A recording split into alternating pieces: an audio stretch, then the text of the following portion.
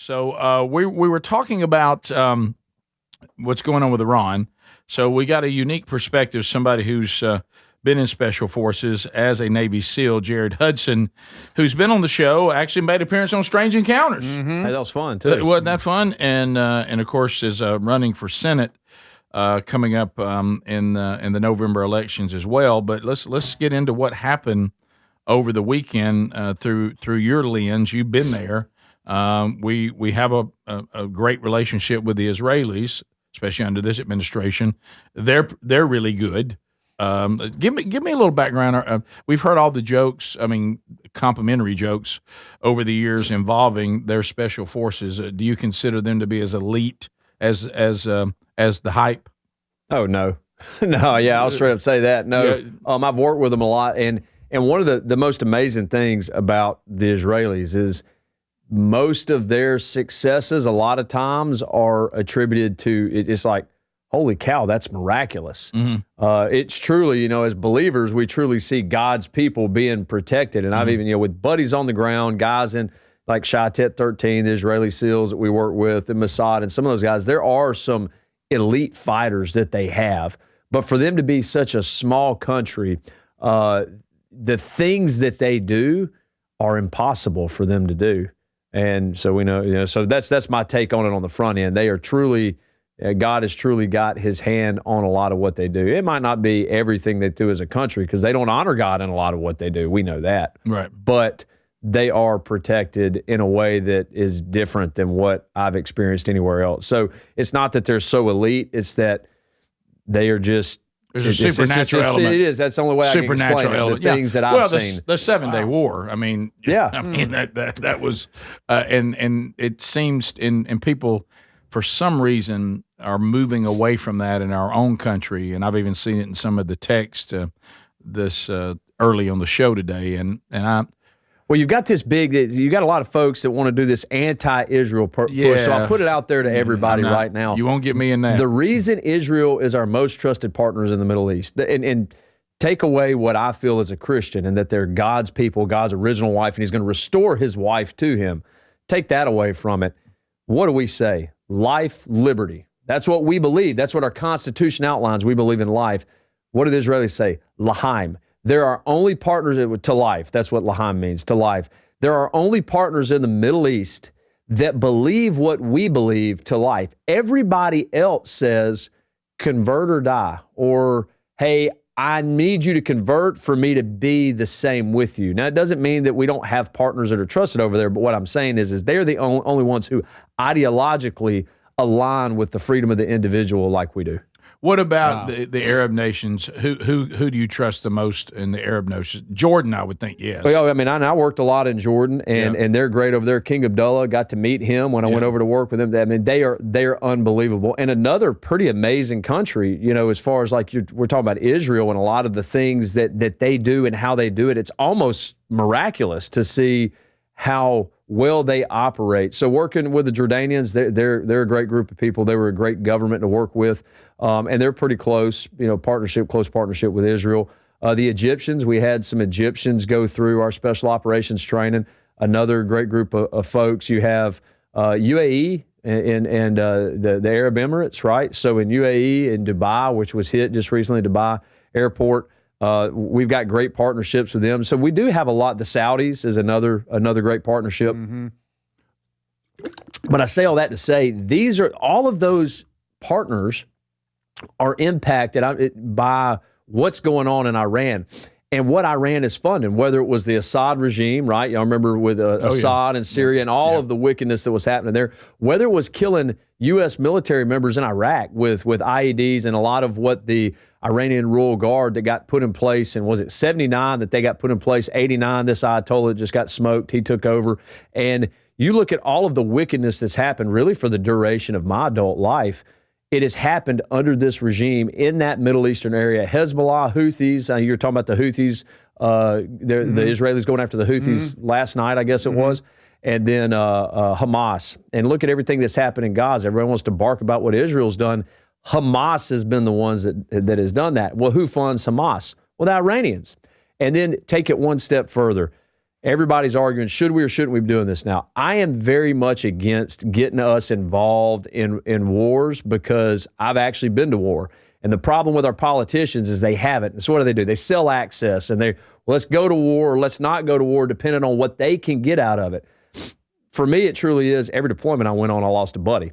And so as we step into something like this, that is always the apprehension of guys like me. It's like, oh my gosh, man, how many American families are going to lose their kids, their husbands, their daughters, their sons, whoever it is, how many families are going to lose dads like my buddies giving their lives because we're doing this right here in a place that most of us couldn't pick out on a map.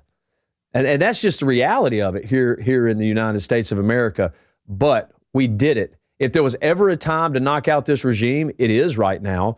I think that the president acted with not just good information and good intelligence, but also with the good intentions of knowing if we're going to do this and keep boots off the ground and keep from spending a ton of money like we did in Afghanistan, $1 trillion, right, over the course of 20 years and all the blood lost and everything. If we're going to keep from doing that, now is the time, and that's why the strikes had to take place in this moment.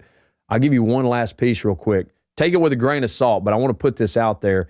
It was told to me by a buddy who is in the midst of all of this. The reason they were able to pinpoint where the Ayatollah that was my question, yeah. It's very difficult. Now, I don't know if this is true, but let's say 90% of what he's given to me has been true.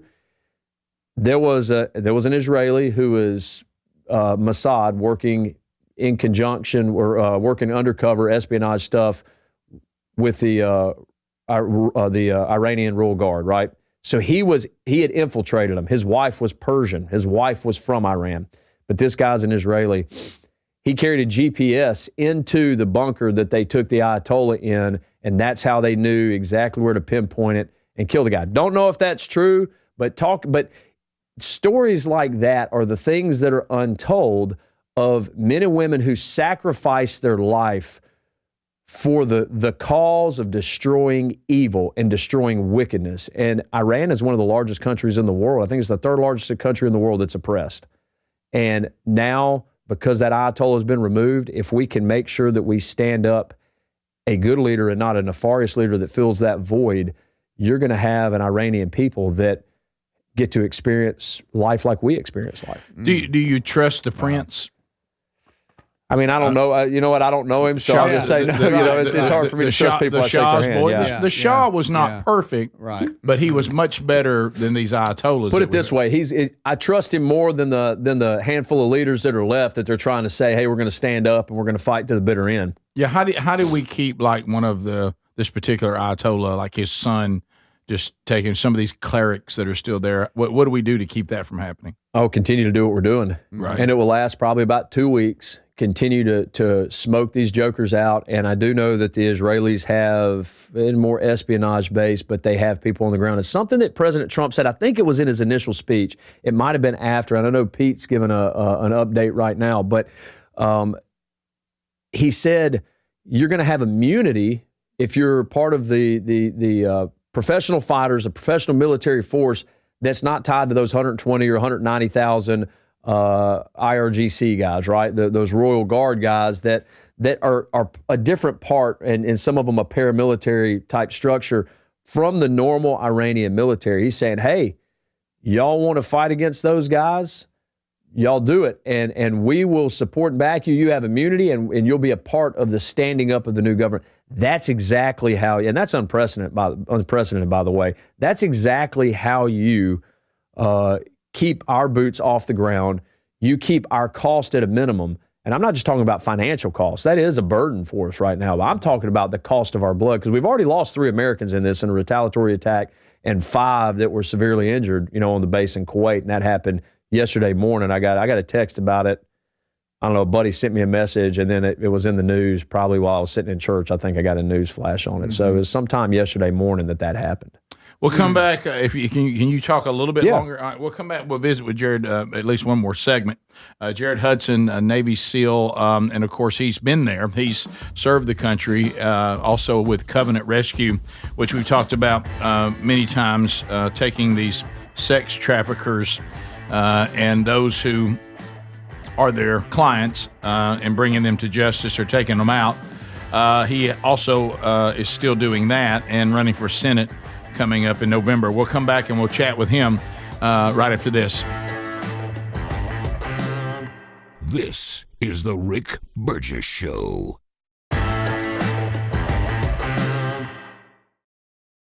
Jared Hudson with us today. We're talking about the attack over the weekend that took out the Ayatollah there in Iran, and of course you're running for senator. And I thought about the November elections, but really in our home state of Alabama, May the 19th is kind of really it's the primary because matters. At that point, if you become the Republican, then that's it. That's probably it. So that's coming up in May. But let's hit a couple of things. The shooter in Austin, Texas. Yeah. Talk to all of us here in the United States how we kind of need to have our head on a swivel. I would say, yeah, definitely just have your head on a swivel here, because that's what we need to be looking out for, whether you're in law enforcement, whether you're just a regular dude who is, out with his family. You're going to have more of these terroristic attacks because during the Biden administration, we had a lot of people come across that we're not tracking with. We also have a lot of legal immigrants that are here that are going to be supporters. Yeah, there's a picture of him right there. He's wearing a sweatshirt, Property of Allah. He had pro-Iranian T-shirt on under that, and he also had a buddy of mine texted me, said they just raided his apartment, and he had the pictures of the leaders, the Supreme Leader, the Ayatollah, all of that in his apartment. He was definitely an Iranian sympathist, if not full bore, converted. So right. Those are things we need to look for, because right here in Blount County not too long ago, and I think the guy's back, there was a Iranian Royal Guard sniper that was rolled by the feds. I mean, this is about a year ago. So it doesn't mean that everybody that you run into that's of Persian descent is bad. Don't get me wrong. But it does mean that because of what's going on, be prepared for terrorist attacks here amongst, in our communities. So talk to us about, this happens every time something like this goes on. It's always bipartisan. I mean, not bipartisan. It's always partisan. So Trump did not have the authority to do what he did, and we in Congress are mad because he didn't check with us and he didn't follow the Constitution. Yeah, so, I mean, how many people did you hear barking about that when Obama did it, That'd be none. Very few, right? Some did. Probably Republicans, yeah. But all of that being said, they'll use it as a partisan issue. The bottom line is war powers, or the power to declare war, was given to Congress at the beginning of this whole thing, like 1789. That War Powers Act was amended in, 1973, I believe it was, because of what happened in Vietnam. And there are a handful of things that they laid out in there that the president's required to do that allows the president to do things like this so that our men and women and our strategic our allies, the strategic, positioning of what we're doing isn't negatively impacted, because you got a bunch of clowns in Congress who sell access and they'll run and tell the media immediately. It's not like they're going to go call the Ayatollah. Right. They probably wouldn't do that. They just want to sell access. Oh, I'm in the know. It's like a bunch of high school kids. So what limits that, or what limits the president in that, is he has 48 hours to let them know. Well, everybody and their mom knew like 6 hours after this happened, right? I think even Huckabee came out, as, hey, if you're a U.S. citizen in Israel and you want to go home now, like a day before it happened. Right. I don't know why he did that, but either way, everybody knew very quickly. Well, even Fetterman, who, the more he gets his mind back, the more he becomes more like a Republican. But he said we all knew in the amount of time we're supposed to. Yeah, within 48 hours. He gave 48 hours. Yeah, within 48 hours, he's supposed to say something. He did it within the first 6, number one. Number two, he has 60 days that's been outlined that this can happen.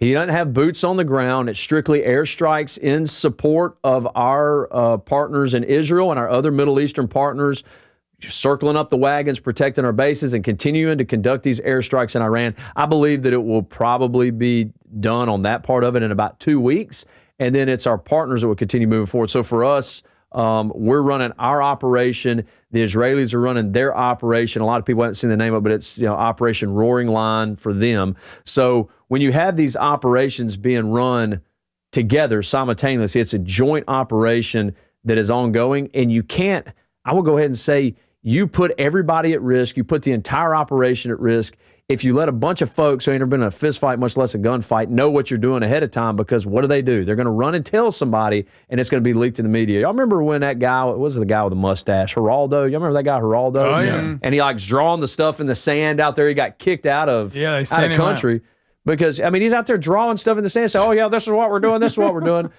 This friggin' Poindexter is telling everybody what's going on and where we're at. That's the problem. So that's why they give them 48 hours and 60 days. The president has followed that effectively.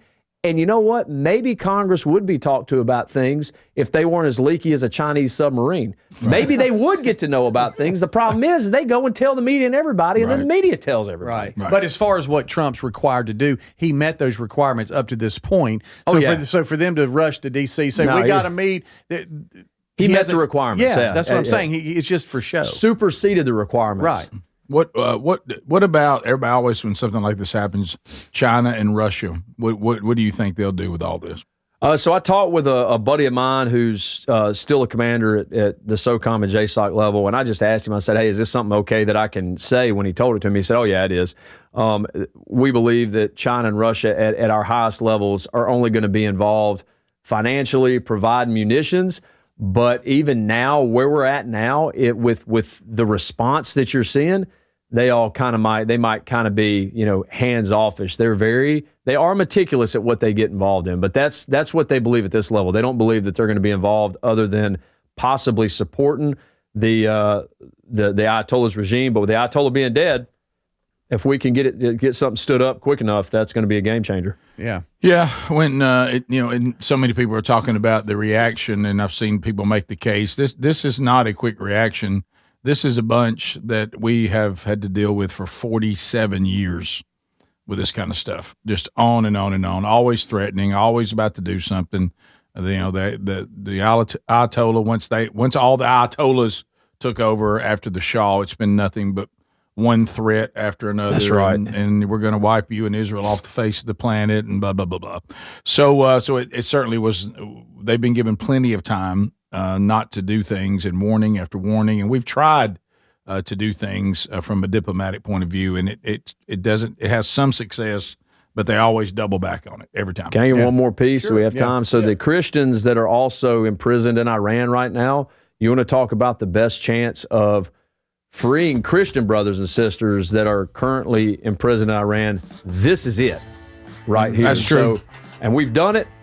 We need to do it to the end, and it won't take that long to crush them out. Yep. Jared Hudson, thank you for your service to having me. Yes, our country, and thank you for coming in and not just serving us in the past, continuing to serve us, and good luck in May in your pursuit of that senator seat. Top of the hour. We'll be right back. This is the Rick Burgess Show.